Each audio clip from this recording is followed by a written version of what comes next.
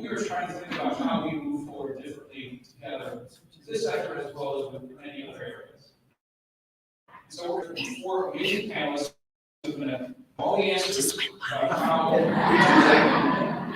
So very quickly, just introduce Is it going to record somewhere? left to right. Chris Escobar with the Film Festival and the Apollo Theater.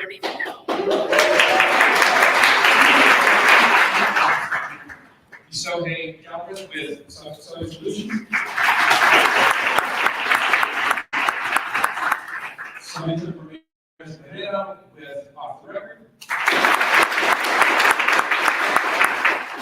And Dante Rameau with Enemies Project.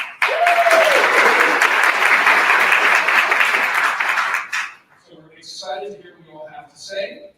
And with that, I'm going to turn it over to Lois Rices, our Emmy winning host of City Lights, and it's something most hosted and also I have a secret crush on. This is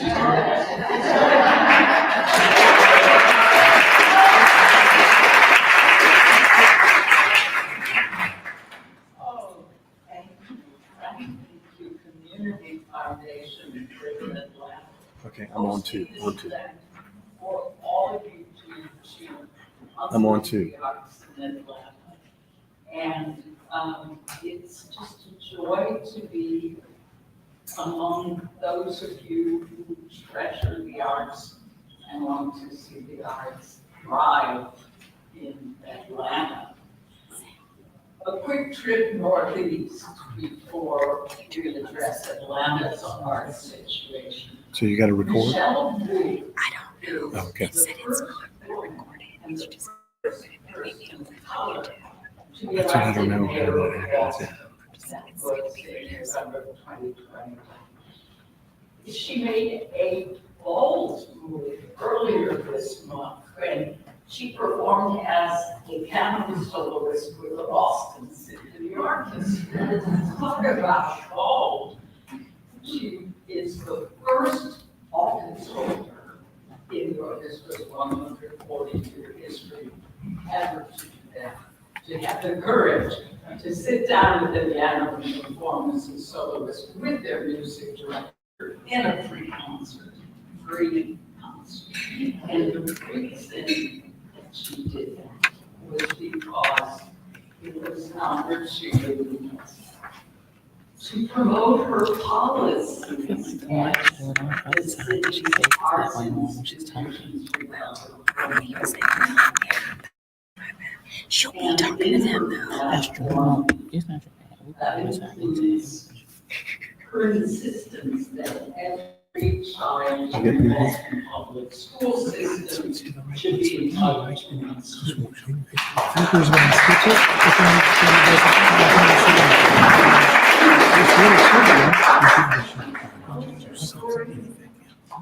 Like many you here today. Okay, Mark, I'm switching on.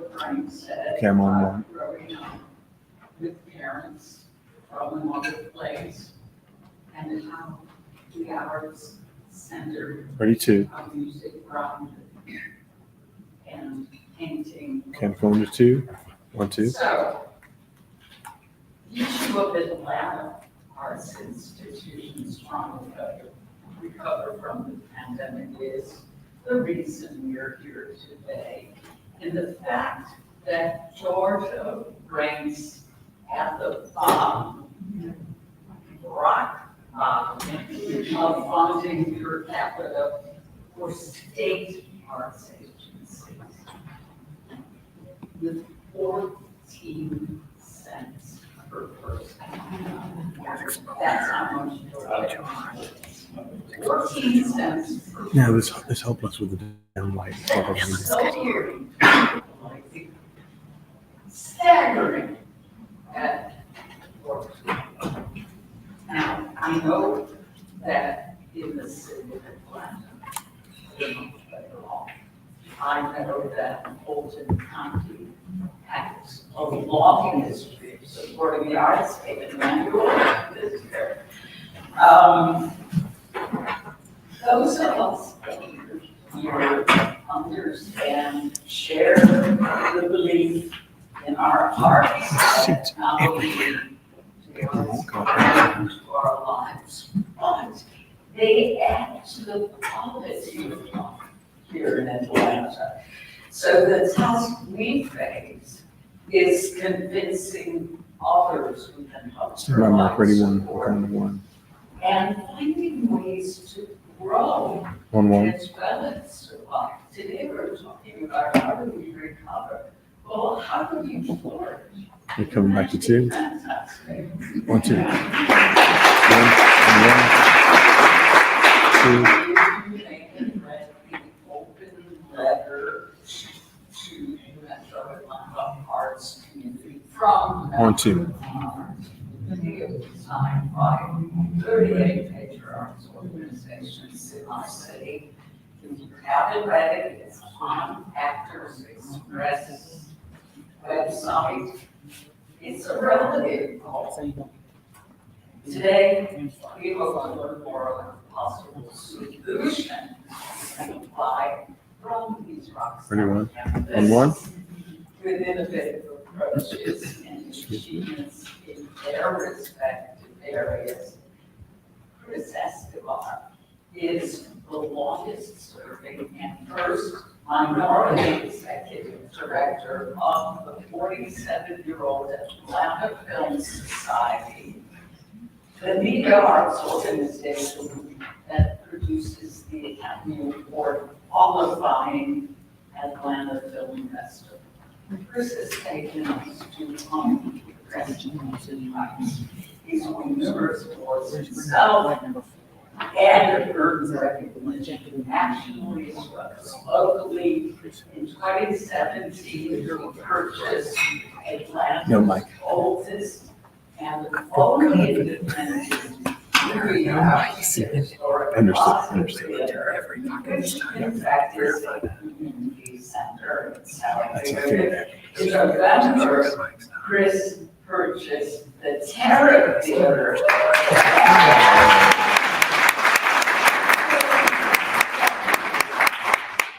Hey, Mark, give me a 2 shot. Since she's talking to you. Today. And we look forward to the grand reopening of the Terra Take 2. 1, 2. on Thursday, May 25th. 1, 2. 1, 2. 1, 1.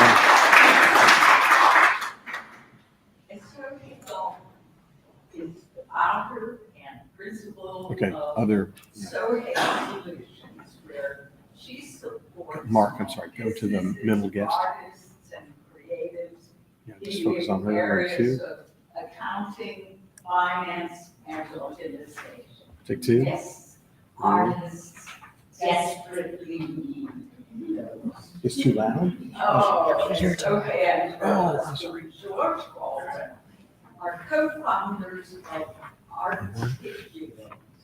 1, 1. Uppercase A-R-T, ATL.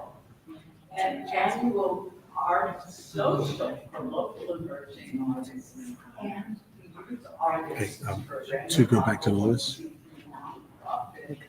Ready, 2. Take 2. Some of it left us most opportunity. Sohei and George are also academic collectors and recently published a book with Alfred mentioned a decade of collecting Atlanta, featuring over 100. I don't know who she's talking about now. Has she moved on yet? Or- Artwork from 17 Atlanta artists. Take 1. Samantha, Sam. Okay, go get her. From University of Arizona Take is 2. an entrepreneur, award-winning storyteller, Ready, 1. creative director, and passionate arts advocate. Take 1. Go back to Lois. Is the heartbeat of her company, offtherecord.com, Two. OTR, Take 2. a creative content agency headquartered in Atlanta at OTR. Sam has built a network of multicultural creatives who use their talent and technology to uplift pertinent social Ready, issues 2. and I'm work sorry, ready, with 1. purpose-driven brands, nonprofits, and change makers. Through her works Go back and to her, too. addresses topics she is passionate about, including economic justice, immigration issues, reproductive justice, Take two. conservation, and mental health in Here. communities I of don't know color. why cameras for me. She is proud that in its relatively short time, OTR has grown to produce original work for its Take clients, which are among the nation's most influential brands and organizations. She's also in the midst of creating a documentary about her experience returning to Mexico, which she can tell you more about.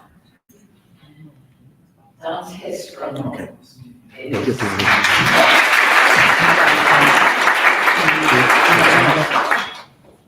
It's a rock star who's a He's CEO and co-founder of the Atlantic Music Project, and which began in 2010, operating in under-resourced communities. Take two. AMP's mission, their mission statement is to empower them to realize their possibilities through music. The organization provides world-class music training and performance opportunities supporting youth growth and development. He has a distinguished music background with degrees from McGill University and the Yale University School of Music.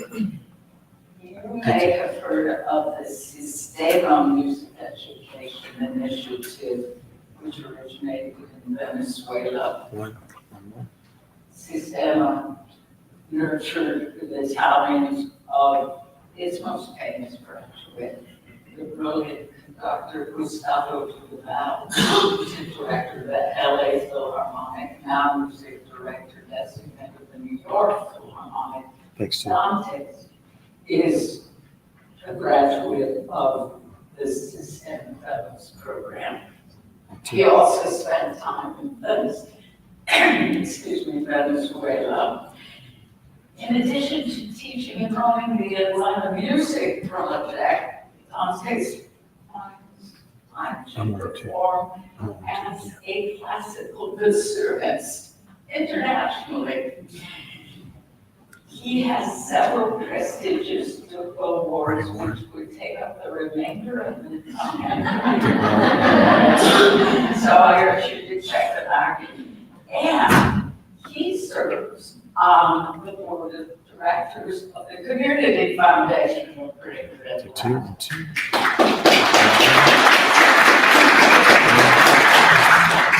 Each of you has accomplishments in your creative areas that demonstrate your talent for succeeding against the odds. Our hope is that by sharing some of your experiences, we can apply those examples to artists and arts organizations trying to survive and hopefully thrive in a post-pandemic world. We're going alphabetical. Chris, you have Sarah created Chris. a community and film environment in Atlanta unlike ever before. What are your thoughts on how other arts organizations and artists can thrive here in Atlanta? One, two. I'm gonna push back a little bit on that lofty premise because I'm the guy who created the film community. Oh, yeah. I am a part of it, certainly. And I will say that, one of the benefits, advantages that I have is trained as a filmmaker and film being probably the most collaborative art form as well as being sort of the sum of all of the art forms put together, is that, you know, you sort of live and die on collaboration with your own. So that's something that I brought to my approach and perspective with the Atlanta Film Society was this thing will die by itself or thrive with the collaboration of other artists, organizations, companies, et cetera. So that was the biggest thing that I focused on, was how to open it up and how to get others involved. And Ryan, let me see that your we've super seen wide. not only our ability to grow as a result of it, I mean, it's really basically the center of my history with the Plaza Theater was both our organization and the Plaza were really in trouble in 2011 and 2012 for a variety of things that had built up and kind of led to that point, and they had nothing to do with each other. Literally had never really worked together in any meaningful way. And so, that was like, okay, well, we're intertwined, we're symbiotes, right? Like it or not, so we might as well find a way to work together. Maybe we have a chance, and we did. There's been several, not quite up to that level, but we've really enjoyed tremendous other partnerships with other arts organizations, some of which are represented here in the room, from Dad's Garage to Rialto and several others. So, that's the first thing is collaboration. And if we're going to continue to grow it, my hope is that we will. It will only be because of that in both the public sector, the private sector, nonprofit, for-profit, like working with everyone. That's been the biggest key to success. Take a look. Something you may not know is just how young Chris was when he made that bold move to buy the fund. And then you created the foundation. The Plaza Theater Foundation, so the Plaza is a good example of kind of hybrid. So the Plaza Theater, which is a supposedly for-profit. And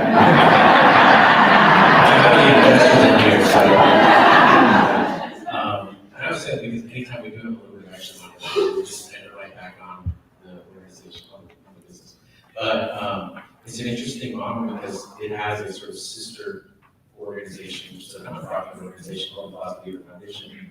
That's a 501c3 that was founded by 2 owners ago just to be able to accept donations to keep the doors open. Over time, that mission evolved because it didn't need to exist to help keep the doors open. But when the previous owner purchased it, it was sort of, I kind of described it like someone came along and bought a church. It's like, there's still service on Sundays, but the spirit of it maybe the place looks nicer, but the spirit of things have changed.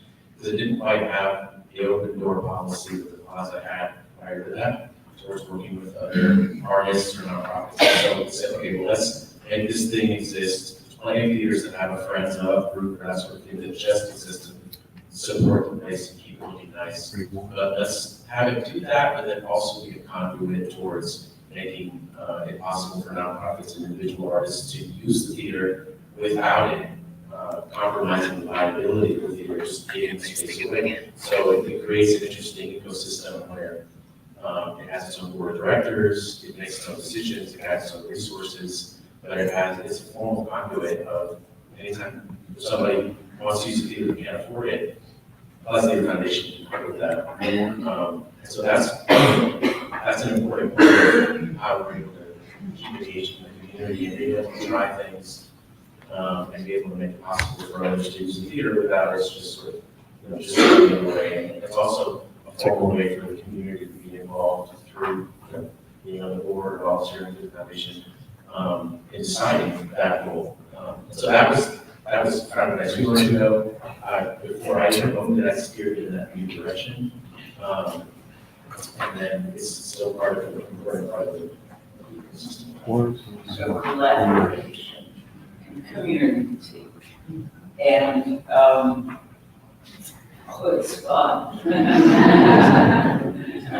Being bold enough to say, I'm going to go after whatever limited funding there is. And hopefully that will grow into more funding.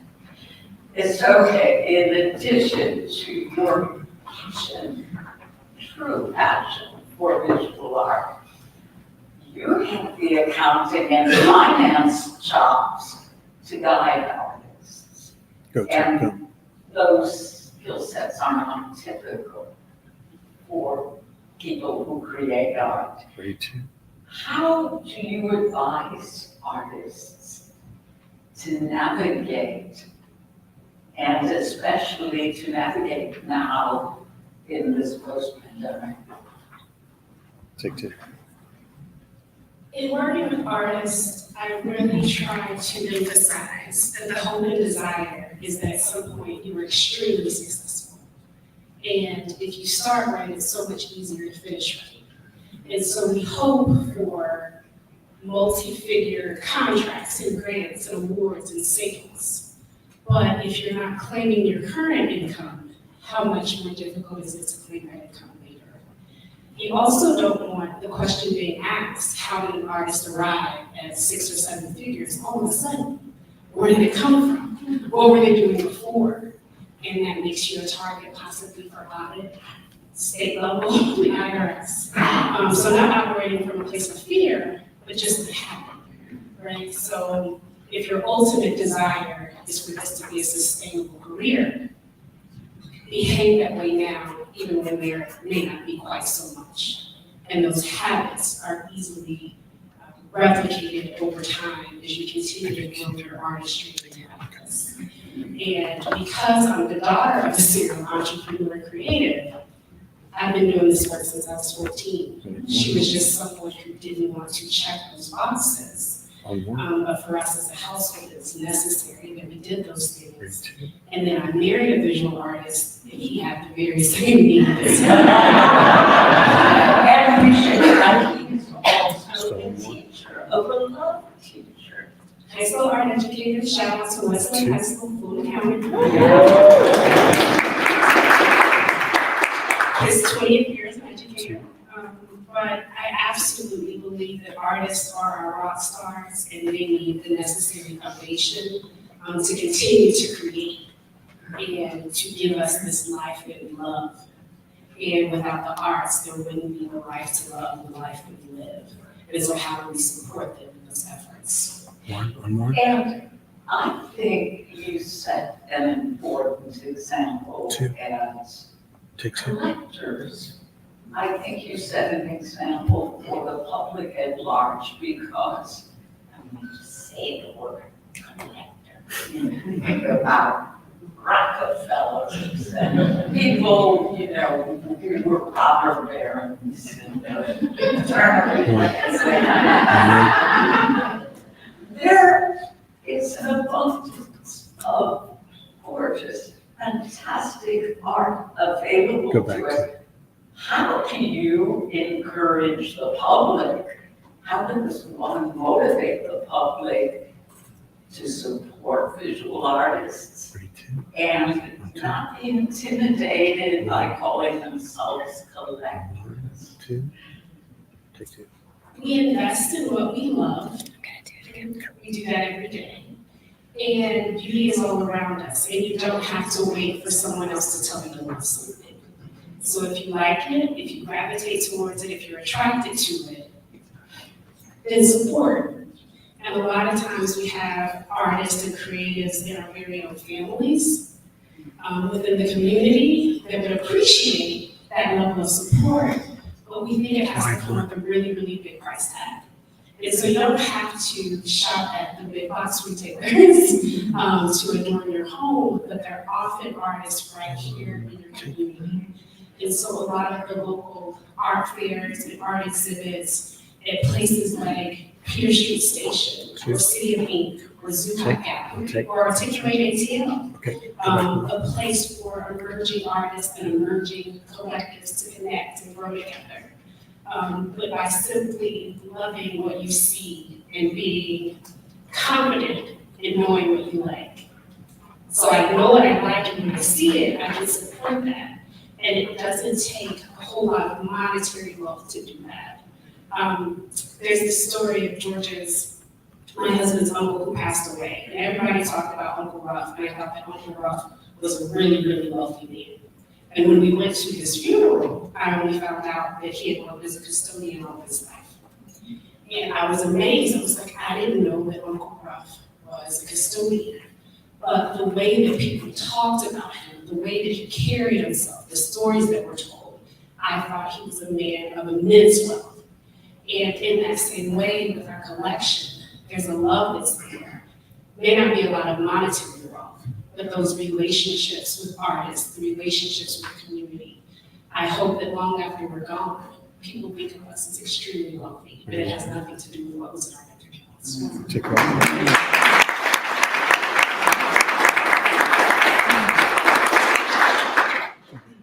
Important takeaway there.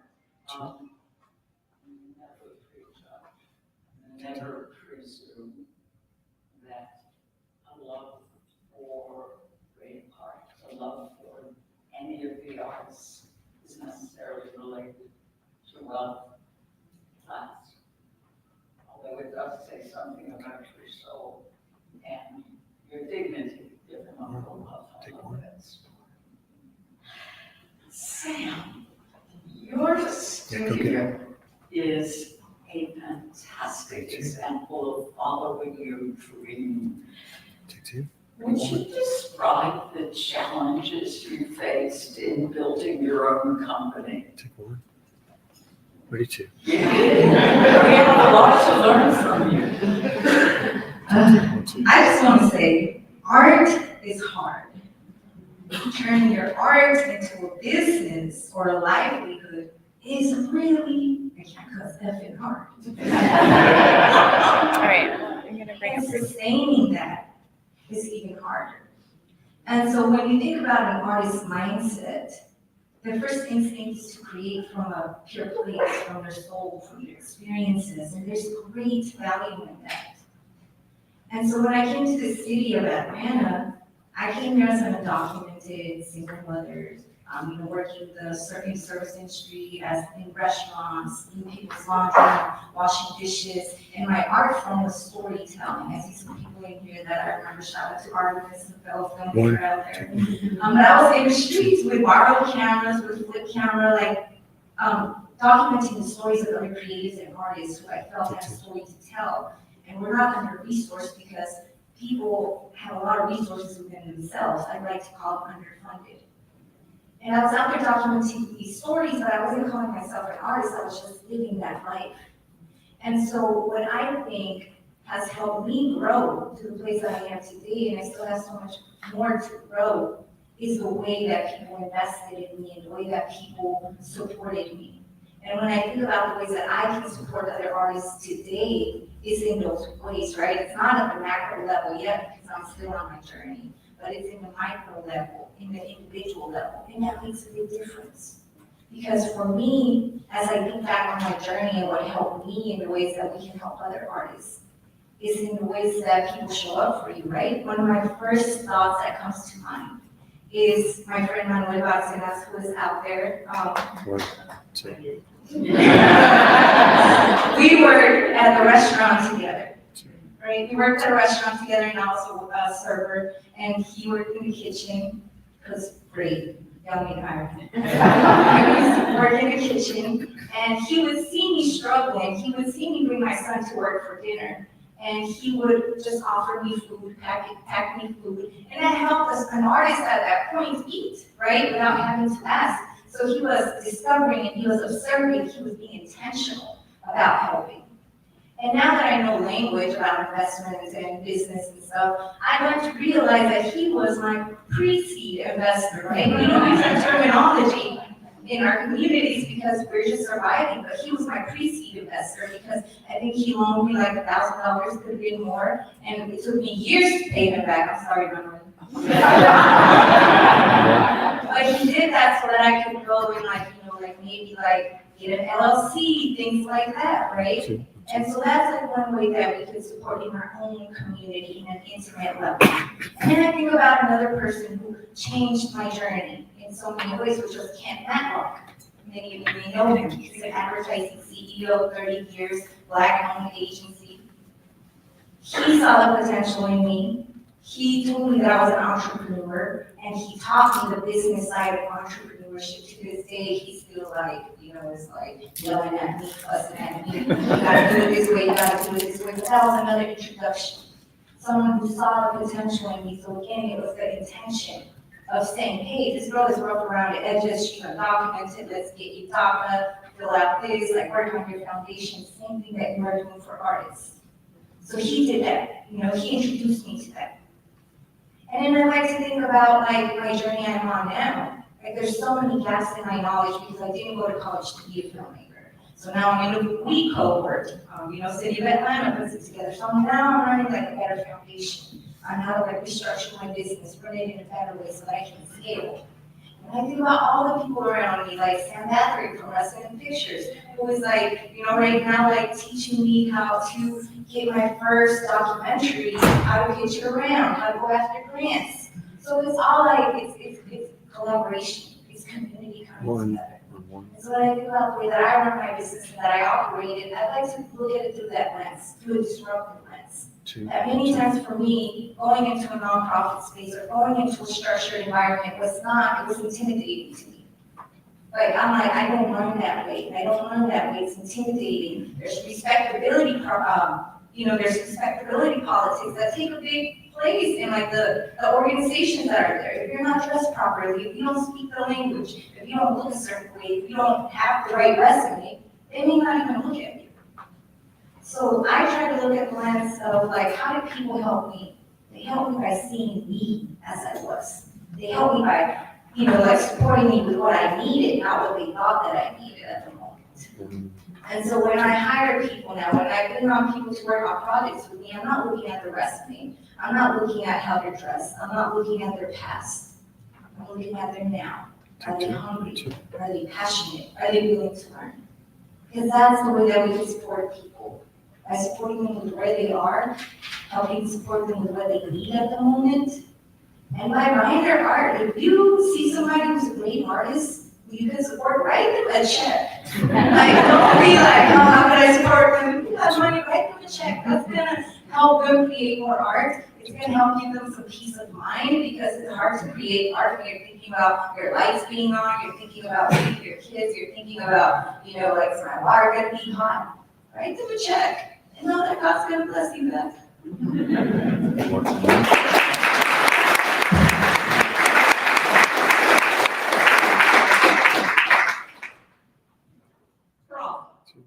I want an amazing story and congratulations, and it's still in progress. I also thought about something as you were describing your very interesting restaurant work experience. Next time you're dining, think about your server. Don't, just see your server, and instead of saying server, you may want to fill in the blank. Artist, musician, actor, may I have my check, please? All walks of life. Dante's, your commitment to service for music education has made a tremendous difference in our community and touched so many lives. The Atlanta Music Project serves 500 students each year.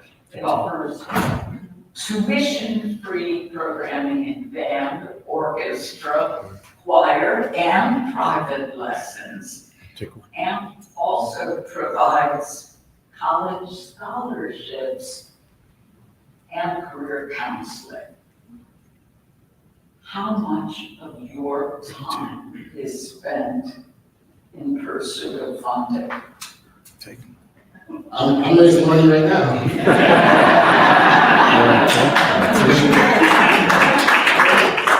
Thinking about stories and colleagues here on stage. I grew up in Ottawa, Canada, and my parents were immigrants from Haiti and Cameroon, and so well educated, but not wealthy, big incomes by any means.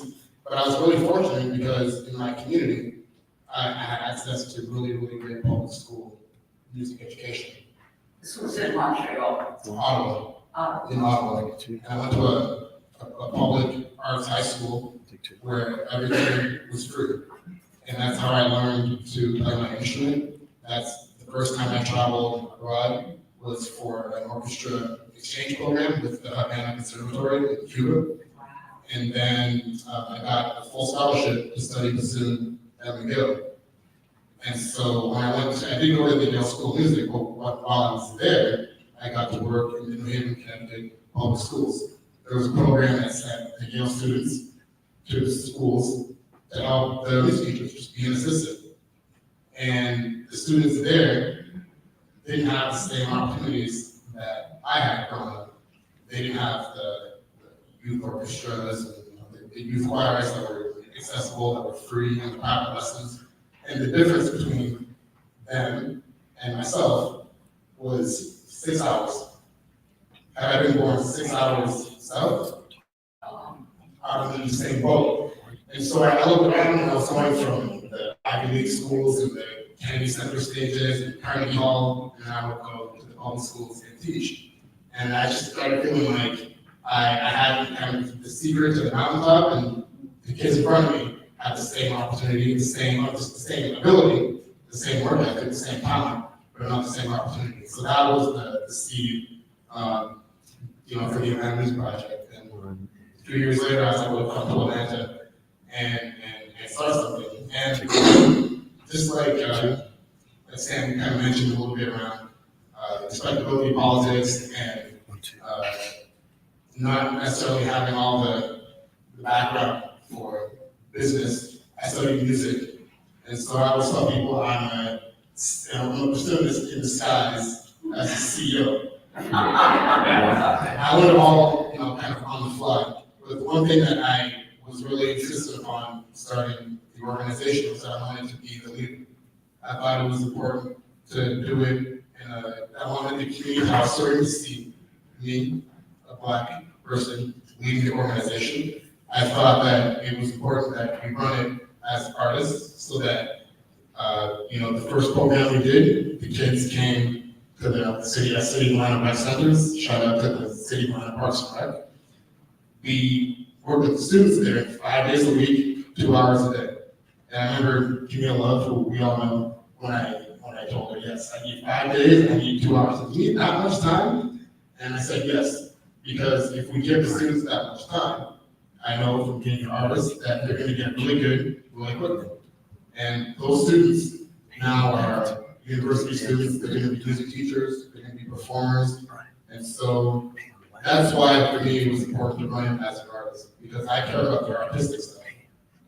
And luckily, I discovered that I have a passion, not necessarily for raising money, but I have a passion for telling stories of our students, telling about their potential, sharing about their experiences and how your support can change lives. What I've learned over the years is that when the community sees our young people practicing, working hard, performing, the community is inspired to support them. And so if we give a chance to artists and young people to do art, to be awesome, it'll generate support. So it's kind of like a cycle. Wonderful. And how did you come to be on the board of directors for the Community Foundation? Oh, that's interesting. So there was one of our long-time donors was a member of the board of directors, and he called me and said, I'm on the governance committee, we're recruiting board members, and I think that you would be great. And I was confused because this is a true story. The night before, I was at a meeting with Frank and Susan Grant, the former board chair of the Foundation. They had come to the West End to meet with a community of Black arts nonprofits and leaders and artists. And we were there to yell at the Community Foundation about funding. And I was one of the ones that stood up and I put a finger in Frank's face and I said, no. So the next day, I got this call. And I said, we'd love for you to join the board. You sure? So, but my passion is for the arts. My passion is for the communities that do really fantastic work, but just don't have the social network and the funding to scale the work. And if I can do a little bit through my position at the Community Foundation, that's what I'm really passionate about. Bravo.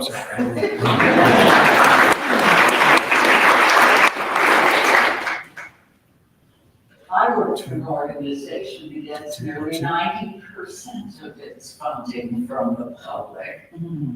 Funding for what we provide on air is a constant in our lives. You know, the old saying about there are only two things in life that are certain, death and taxes. I raised it to 3, death, taxes, and fun drives. I'm not here to ask you for money. The joy of what I get to do, the privilege is to share with WABE listeners the many rich stories like those you heard here today, and to share with you events that are going on, all of the richness that the arts add to our lives in the community. All these components that don't just add, but elevate the quality of our life in Atlanta. So, in terms of how artists and organizations can get financial support in the post-pandemic world, we need individual patrons. We need individual patrons and grants or corporate sponsorship. I think more government funding would be in order. We've had much support at the city and in some instances at the county level. Thank you, Fulton. I'm preaching to the choir, we all are, right? With repeated studies, and this is a wonderful tenet that God really keep. With repeated studies, everything we know about how the arts impact learning in young children, growing children, quality of life, community, mental health and well-being. It would seem that arts funding would be a no-brainer, right?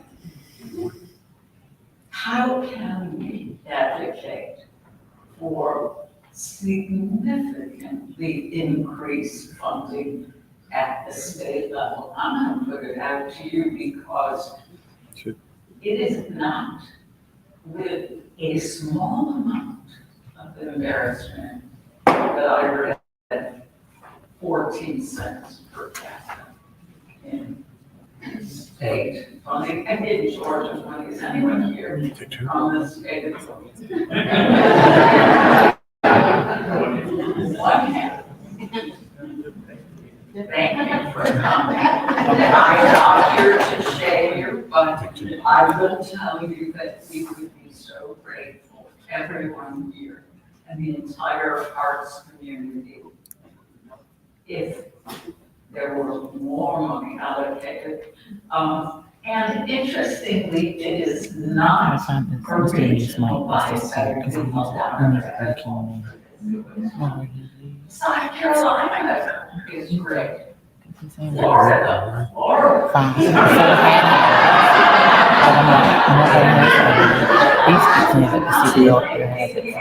But he said it's black out, and yeah, I was surprised that Wisconsin is low. Iowa is low, so much for touting those high SAT scores. But it's not regional. The District of Columbia is an outlier. The District of Columbia allocates over $66 per capita. Yeah. They're not even a state. As Stephen Colbert used to tell Eleanor Holmes Norton, he said, you're really not part of the United States. So maybe this would be a good time Take two. to open up the floor. Take one.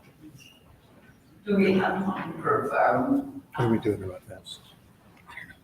Please. While we're doing that, in order to go to 14 cents per person is up from the 6 cents per person it was a few years ago. And so there is progress. But let's have a real benchmark. And then also. 1, 2. Okay, Brian, go. Oh, wow. Now, at the same, it's easy to just try and shade the state level, but at the end of the day, we have to, it's important to think about how much of that responsibility lies with us. Because at the end of the day, elected officials work for us. At the end of the day, elected officials only do what they feel pressured to do. And I mean, if even counties, top arts funder in the state, including the state, and yet if you go to a budget hearing, if there's 3 people there on the same issue, it's like, well. So it doesn't take much to be a resentful. Okay, so advocacy, another thing.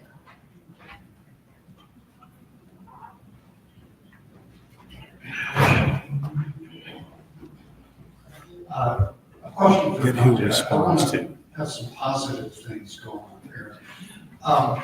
You got some real reinforcement of what you're doing with your Mackenzie Scott gift.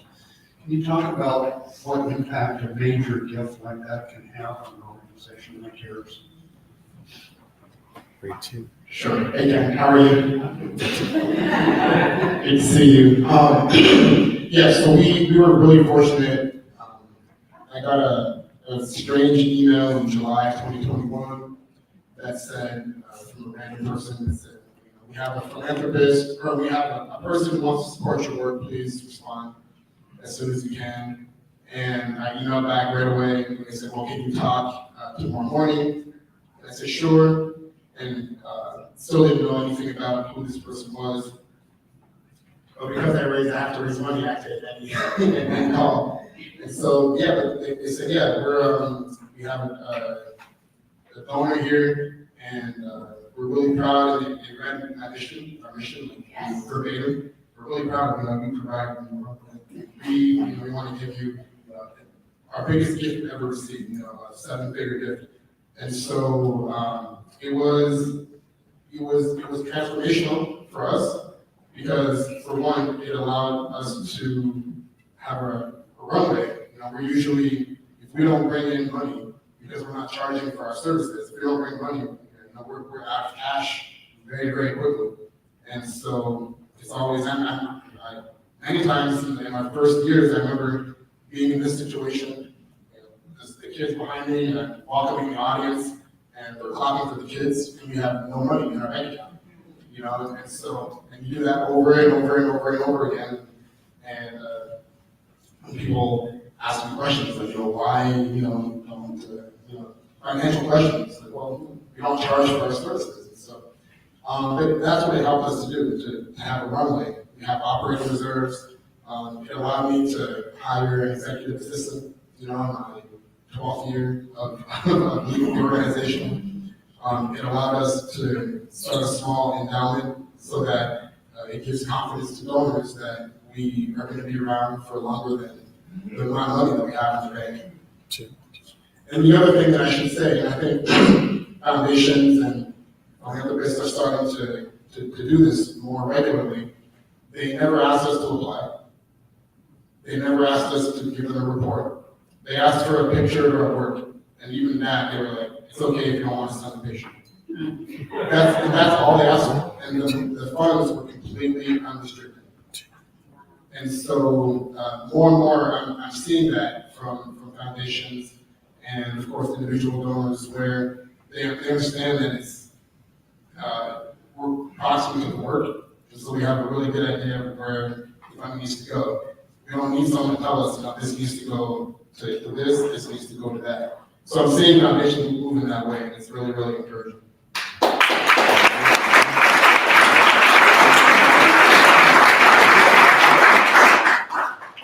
When you ask her how she feels about public property.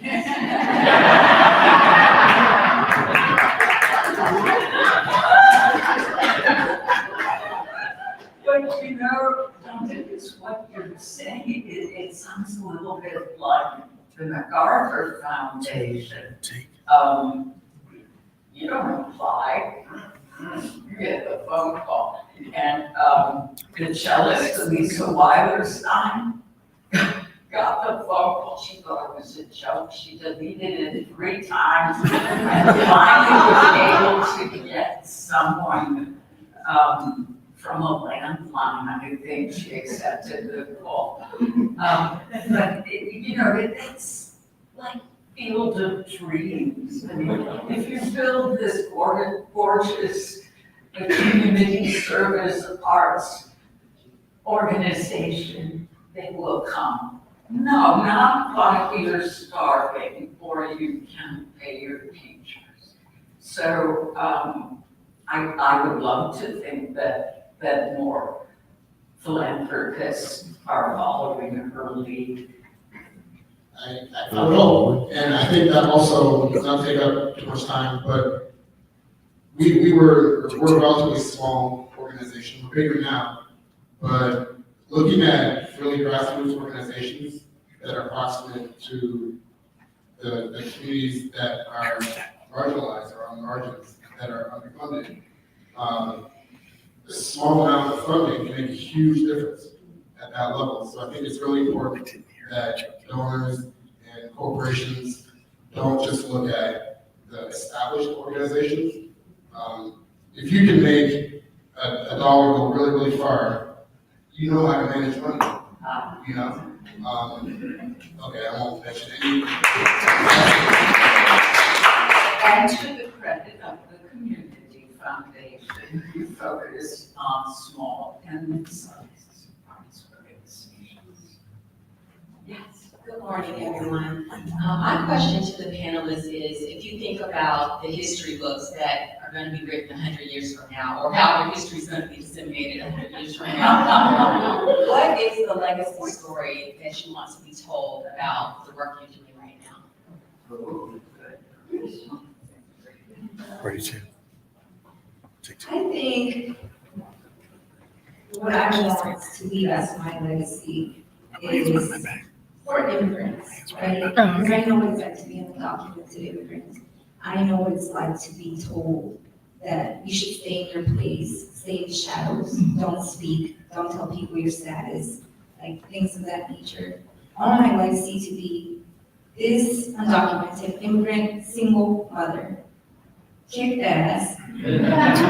She kicked down the door, she blazed a new trail for other undocumented immigrant women, boys, non-gendered, anyone, to see themselves capable and valuable, that they also can blaze their own trail, that they're able to achieve their wildest dreams, and that they are full of resources.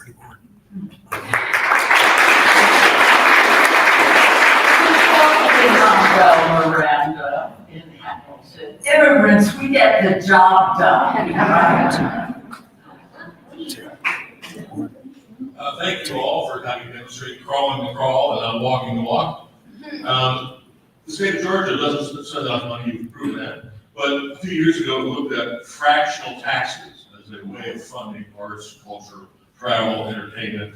Any movement in that space? I don't know. I know that's still a topic of advocacy. Like the arts tax, 1%. Call me cynical, but if we couldn't get that T's plus passed, we'd all agree, traffic sucks. That's personally, thank you. Yeah, that's not personally a place that I'm putting a whole lot of my hope in. Instead, I feel like we have a lot of more ways that we can, and I think we should still advocate for that. feel like it'll take a shift in the political balance scales, if you will, for that to have real chance. But I think about the fact that, I mean, if you look at the Southeast at large, these are amongst the states with 4 stars. I mean, even though Mississippi or Missouri beat us or Alabama or whatever, there is something regional to this issue. There's a direct correlation with that if you look at the fact that the top philanthropic foundations in the country, one of them is based in the Southeast, and doesn't focus on the arts that much. So there is something to be said, but there's not a lot of establishment of major institutions where their whole purpose is to give money philanthropically. The business community has, in a large part, supplemented what the public arts funding has not done.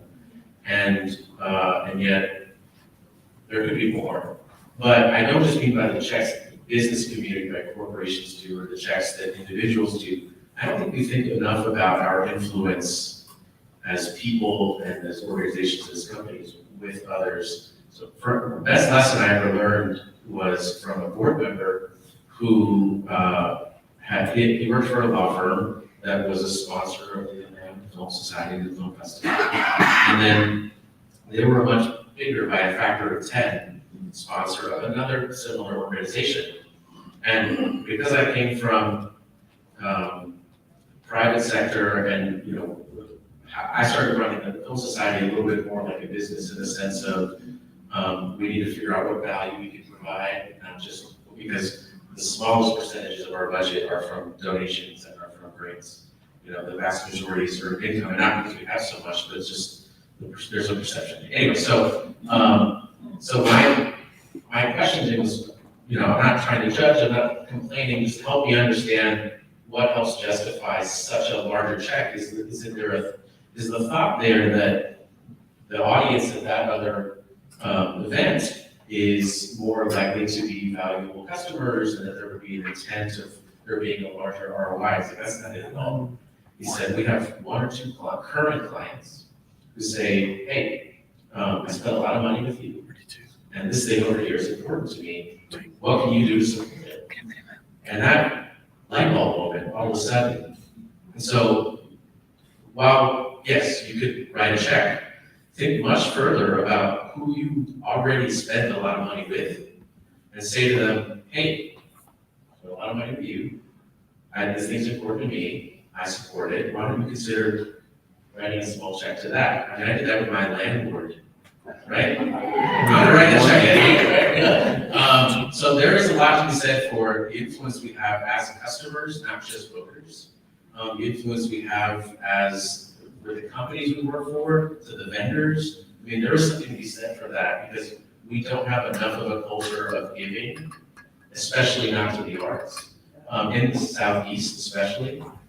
And we need to develop that. We're behind on that. So it goes to other countries. And that's a spillover effect. If we can both make sure that we are personally giving, that our companies are giving, that the companies we spend money are giving, that leads by example, and ultimately we can also put that same pressure on the elected side. So we focus on that because that's the only place we can move the needle. So that's kind of where I'm thinking a little bit more these days is in that, and then also, if there's anything we can do in the tax credit space, because that's been very successful. Take 2. On one. Good morning, my name is Myrna Clayton, and I have a question as it relates to a population that my organization works very directly with, and that is the disability community. The disability community is the largest minority population in the country, the only one that anyone can join at any time, crosses every demographic. And so I ask, not so much do you work with that population, but I ask, will you consider including that population in your work and in your effort? We don't think that Stevie Wonder has a disability. He does. We don't think of Ixar Perelman as having a disability. He does. We don't think of Alice Struggle, who won Best Actor in 2019, as having a disability, but every night on Broadway, she lifted on her wheelchair onto the stage in order to be able to act and do her job. And so there are opportunities, and so with that, I'd like to ask that you consider the disability community in your programming. The other thing is, and I ask this more generally, for the theater community and for funding, because America is the only country that does not have a ministry of culture. We do not have a ministry of culture. And so we think and we wonder why the arts is not funded, really, because that's not, though it's the largest export entertainment is, our country does not value the arts and culture, because we don't put a department that covers that. To your point, Two.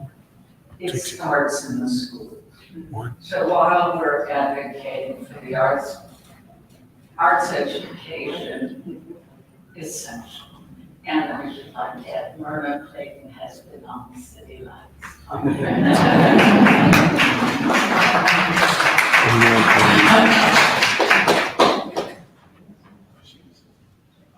I didn't know if y'all was gonna answer anything, she was just making a statement, but anyway, I'm Artemis Jenkins, I'm a filmmaker, educator, artist, working within Atlanta, across a lot of these different spaces that we're talking about.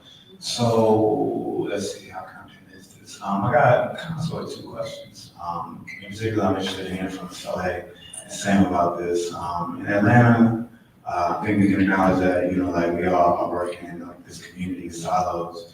So, what are some ways, that you all have gained success from just sort of empty force to actually bring people together? It seems to be something, that's really hard to do, like. I was trying to figure out who he's talking to, if it's these two. All these different industries that have all the synergy, art, education, and entertainment, but for some reason, it all seems to be operating separately, as if we're not all in the same city, doing the same thing. So I'm just interested in hearing, like, from some women, like how can we keep moving forward in like a really productive way? Because throughout this pandemic period, a lot of like the call to action for more funding was led by women. So yeah, I'm interested in your try. Take one on one. Go to whoever talks. Okay, sit on her. So I think one of the things that we've often done within the organizations that I happen to work with, I'm on the board for African Diaspora Art Museum of Atlanta, founded by Dr. Faham Buku. I've worked with Pier Street Station, Maya Bailey on projects related to the Castleberry Hill Neighborhood Association. Even as recently as last year, we had our 10-year documentary for Articulate. And after that was produced, we were grateful to be able to show that at Plaza Theater. And so a lot of these resources that exist within the community and a lot of the relationships that we build, we try to keep those doors open. And so if there's ever a way for us to be able to give back. So from a financial presentation perspective, I've always been open to doing free workshops for artists. And again, Maya Bailey, Pier Street Station have always invited me in. Zuhat Gallery has invited me into that space to make sure that we're sharing this knowledge, but in the same way, if there are other organizations who come to us because they are looking for resource or understanding in the work that we do, we're available in that same way as well. In working with the Neighborhood Association, there's a lot of wonderful art spaces in Castleberry Hill, and we were sharing those resources with our South Side of Atlanta students in our Youth Artists program. And we had Clayton County reach out to us and say, hey, we would like for our students to see this as well, especially our young artist students of color, who we can take them to the High Museum, and we can take them to Castleberry Hill, and they can see themselves represented in these spaces. And so I think being open to those conversations, being open in the work that you do, and how to share and expand that work and amplify that work with others. I'm really excited about this panel because I've been able to meet Sam and Dante and Chris, who I hadn't met before. But I look forward to, after this, making sure we keep those connections open. So I think that's a part of the collaboration.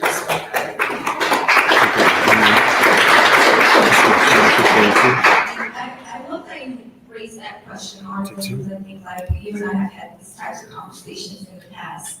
And I think it's so interesting that we speak about working in silos, but I think that sometimes when you are you know, in your own like mind as an artist or as an entrepreneur, it's easy to isolate yourself because you're so busy trying to like find solutions to the challenges or the things that are right in front of you. But I think like on our end, what we've really been intentional about is about breaking out of our silo and going into spaces that people like us usually aren't welcome. Like this stage for me is an example, right? Like I've gone from like working in a restaurant in the kitchen to being on the stage. That's a big disruptive thing for me, right? And so when I think about like how we can expand like these collaborations, it's gonna take intention. For us at OTR, like the way that we do that is by making sure that we work very close with the Black community when we're telling like these different stories about different, you know, different challenges and different social impacts, and hiring people that actually are impacted by the issues that we're bringing in, you know, in front of the lens. And I think that, you know, it's important to challenge ourselves, think outside of that. So I'd love to explore that with the people on this stage, with the people outside of this stage, and find new ways that we can create these disruptive partnerships from what I'm being right now by THAs. These disruptive partnerships that could create new paradigms and new ways of working and new ways of introducing new things to Atlanta.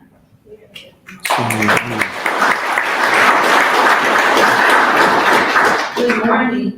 My name is Pat Snipes, and I work with a solid group of dedicated volunteers for a new Black History Museum / experience here in Atlanta called Before Slavery. And it goes into the history of African Americans before America.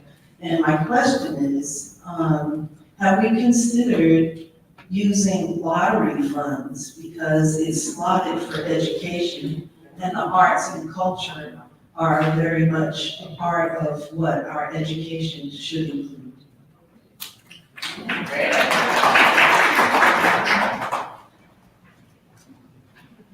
I mean, I'm not an authority on this, but maybe the only person who can offer. I would say, I'm someone who lives in Georgia because of the Loeb Scholarship, right?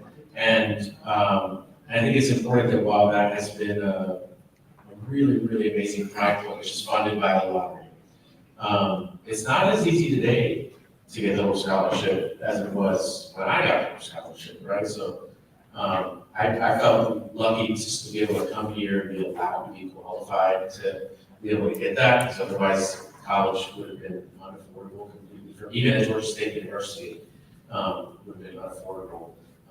And so I think even what already gets funded is getting less funded, it's not going to be funded.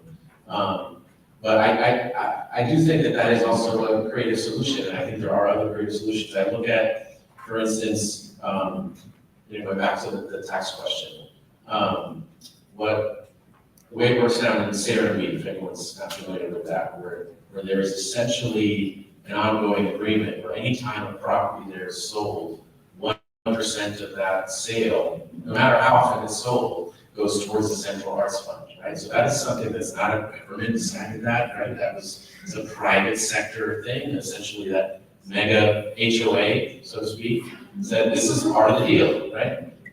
So there are creative solutions around it while we can continue to advocate. And part of that advocacy can be, what happens with the lottery. But I'm always trying to think sort of short term and long term. I do want to, because I don't think any of us addressed Marta's question. During the pandemic, something that we were able to do with the Film Society was, because we were doing a lot of virtual programming, we work with a lot of folks that don't come with any captioning. And so we were able to use some technology for not a lot of money and make it possible for captioning to be available not only for when we present that programming, but now anywhere that film goes, it now has the ability to do that. That was something that if we tried to do that 10 years prior, would have been financially possible, but today is more. And what it meant we realized, because we've been as an organization that's been very diverse from an ethnicity standpoint, from a gender standpoint, and from an orientation standpoint, we like to pat ourselves on the back that we do a really good job representing those different groups and being in alignment with the Atlanta population. And while sort of, in some ways by accident, we've included some stories across a variety of abilities, it's not been with that same intentionality and that same priority. And I think as a society, as more and more we're realizing what we need to do in terms of representation and inclusion for ethnicity and for gender and for orientation, we still have a long way to go for having a sense of responsibility across abilities. So at the Plaza Theater, even though it's a historic building and there are certain things it's exempt from, that's part of what the Plaza Theater Foundation is helping us do, where there's something that maybe there's not a business case that, okay, if we do this, we'll make some impact. There is a community case to be made for, yeah, maybe this isn't gonna serve a lot of people having the hearing or vision impaired devices, but the real number is 100%, right? That's what matters. So I thank you for raising that, and I think it's important we all think about what do we do and what could we do more.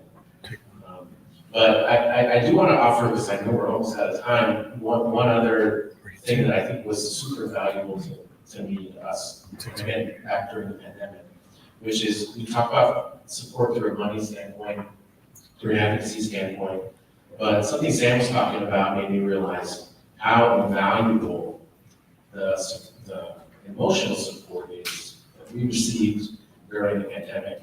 There's a group of many of which some of the people are here, are a part of, and the letter that Louis referenced was penned by a number of the folks in this room, especially Alex, who took the lead from Actors Express, and Stacy, and Chandra here. Those folks, this was at first it was a weekly Zoom meeting, I think eventually we scaled a little bit further back.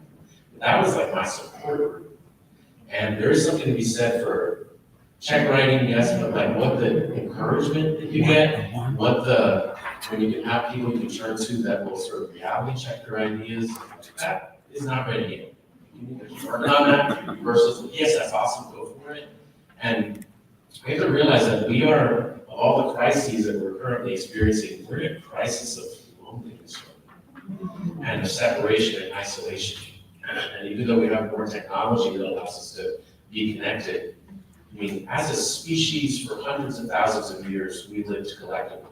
It's the only reason why we exist, and so many other Homo sapiens and fellow, human-like species don't. It's because we found a way to stick together and work together and identify with a common story. That story was religious, was mythical, was political. At the end of the day, that's what unifies us. And we are lonelier and more separate than ever. And that is everything. It literally is everything. It's the difference between, like, you should go check that out, get that checked out with a doctor. Or that's a good idea. Have you heard about this? I mean, for us, the number of COVID relief programs that I had no idea about, if not for that group, that was the saving grace by itself, not someone coming along and running, some sort of coming out of the sky and doing some sort of angel gift or so those things. So, the collaboration doesn't have to be complicated, doesn't have to be elaborate, but like finding other people and doing the work and staying in touch with those people. And if it's regularly scheduled Zoom, if it's a launch, whatever, I know that sounds like really kind of, hippy-dippy and gushy, but like, it can be huge, and honestly, we need to know one another. So don't underestimate that power we have with each other and that power we need each other.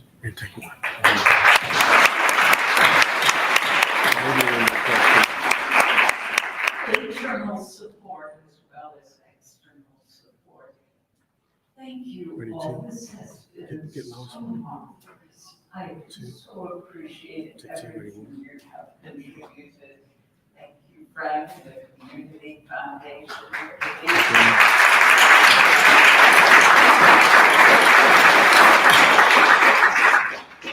Well, let's again thank Lois, Chris, Sohit, Sam, and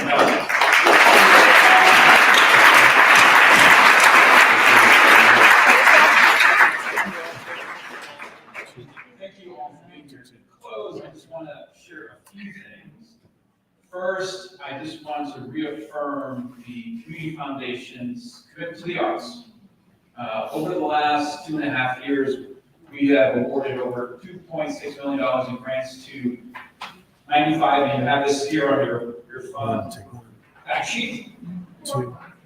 Excuse me, 4.6. I have this. $4.6 million to 95 arts groups, and which is more than we've done in the 2.5 years prior to that.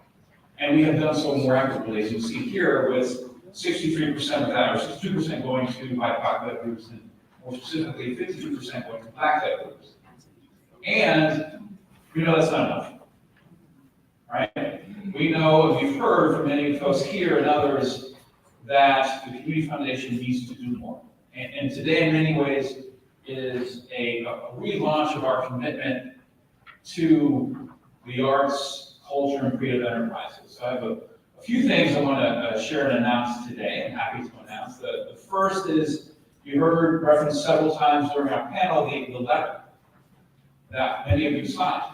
And in that, calling for the foundation community to step up with emergency funding. So we're happy to announce that on June 8th, we're going to be opening up $250,000 of emergency funding for arts groups.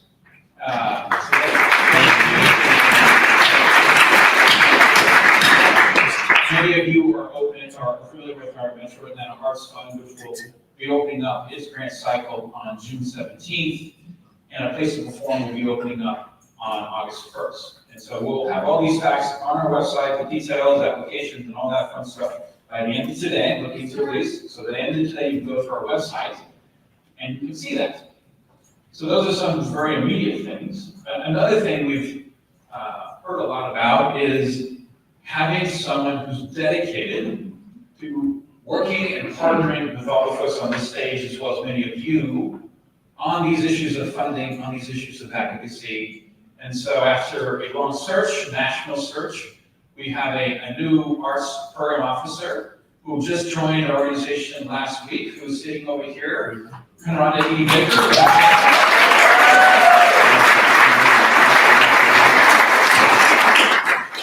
In partnership with all of us at the Community Foundation, are going to be very focused on how we can reestablish ourselves as a leading funder, supporter, advocate for the arts community in Metro Atlanta. And so you will see and hear much more from her, but also from the rest of us. And next slide.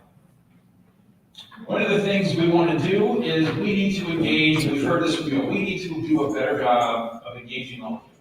And so we want to make sure that we hear from you, we have your information. So because we have a lot of the existing information for groups we've worked with in the past, but just in case, please go ahead and get that QR code and sign up for our list, because there's a lot more that we actually plan to announce and investments we're wanting to make. But we want to do that in partnership with all of you. So please sign up. And lastly, we want to hear from you. We always, one of my colleagues likes to say, feedback is a gift. So we would love your feedback. This is a survey to understand what we can do, what went well, what didn't, and what we can do differently. So please also feel free to provide us with that as well. So thank you all for being here. Thank you to our panel. I learned a lot, and it was, to me, really cemented just how important the arts is to our community and why we need to do better. So thank you.